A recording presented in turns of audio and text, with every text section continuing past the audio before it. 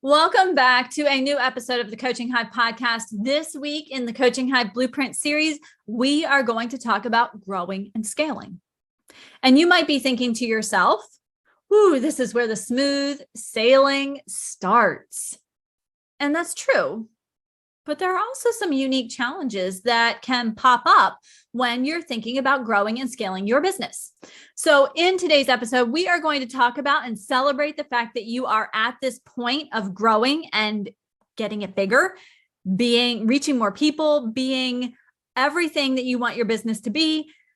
And we're also going to talk about the challenges that arise so that you can think through how to manage this new level of business.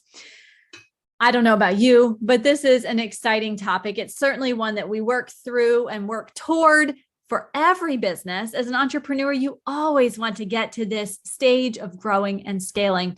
So I do not want to delay. I want to go ahead and jump right in. So if you are ready to get started, grab that notebook, grab your tablet, however you're taking notes today, grab a cup of water, a snack, whatever you need to stay focused. And if you're ready, with our theme of simplicity, clarity, and vision for 2022 in mind, let's jump in. I'm Dr. Maura, and this is the Coaching Hive podcast.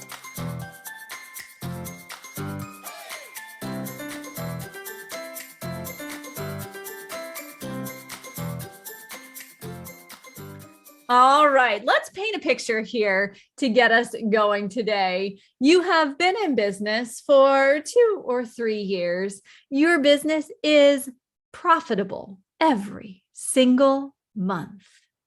You are clear on your messaging. You're clear on your marketing. You can describe your business with ease, regardless of who asks you, when they ask you, or how they ask you. You can be exhausted and still share with ease who you help, what you do, what it looks like.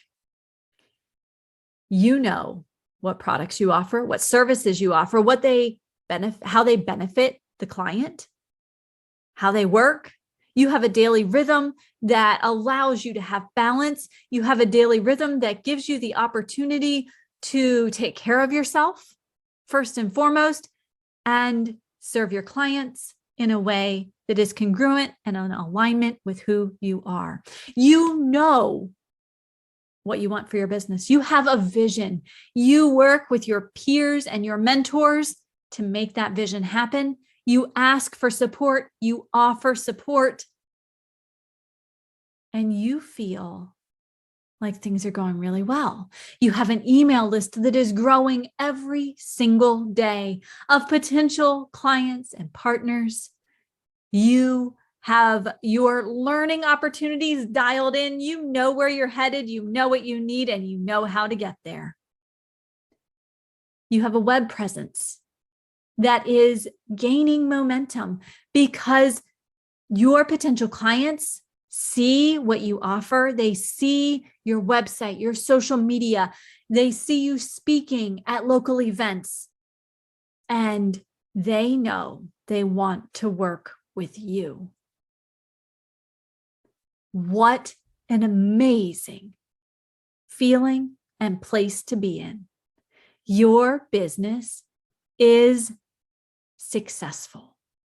It's profitable. And now you have that itch, you're an entrepreneur after all. You have that itch to challenge yourself because things are just a little too easy. And so you start thinking about how you could reach more people, how you could enhance the services you offer or expand the services you offer. You're thinking about how to grow and scale your business. It's working great right now, but you're not settling for that. You want that next step. It's part of being an entrepreneur. We are wired for that challenge and to take those next steps, not to be complacent with where we are. Now, growing and scaling after you've accomplished all of this might seem like a no-brainer. It might seem easy, but there are some inherent challenges with growing and scaling your business. And that's what today is about. When you are ready to grow and scale your business, there are a few things that you want to think about. The first one is the fact that you do not have unlimited time and resources personally. You can't do everything all the time, which means if you have not yet hired someone to help you, this is probably the time when that's going to happen. You have to start looking for those opportunities to outsource the tasks and the things that keep you from creating, keep you from growing and building that intellectual property that's part of your business that has gotten you to where you are today. This is a tough step to take because a lot of times we think, but I can do it. Or, but it's going to be so hard to tell someone all of these steps. That's where you want to develop processes.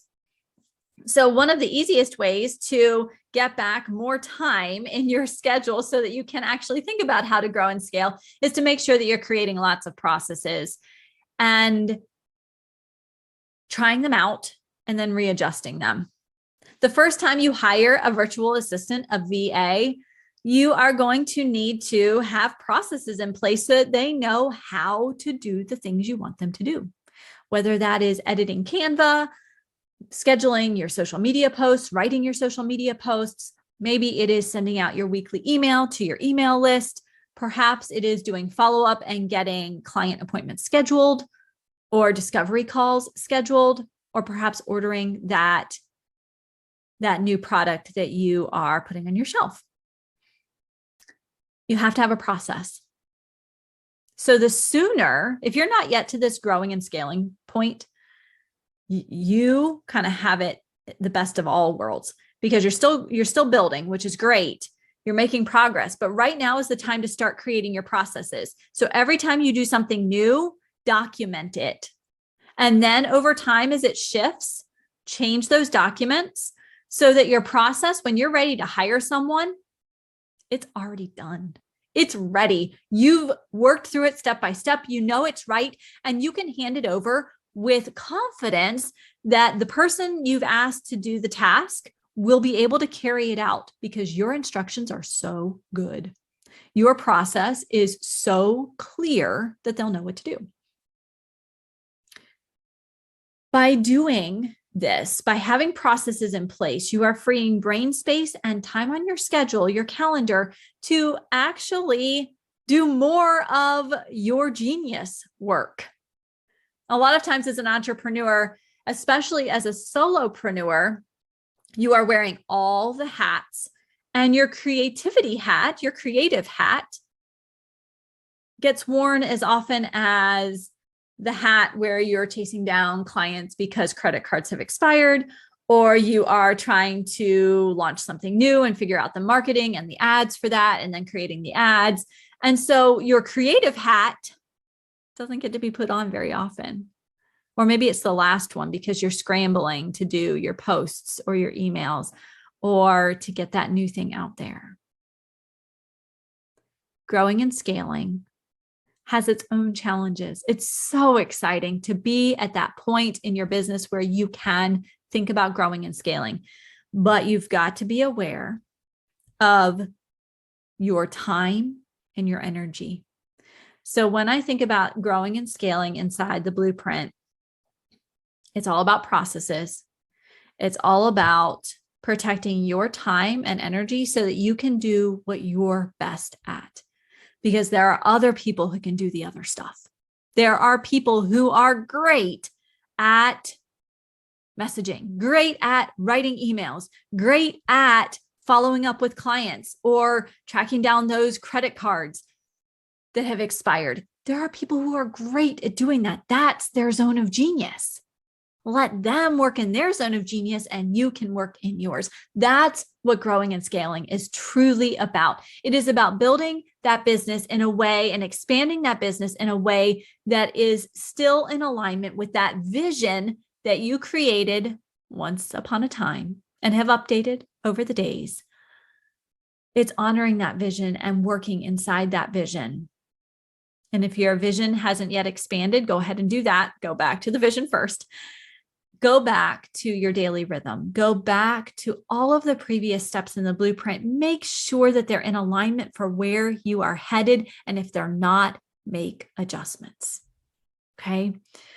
Now, I want to keep this short because I know that many of my listeners are not quite to this growth and scaling point just yet. So the other pieces of the blueprint feel bigger and more important right now.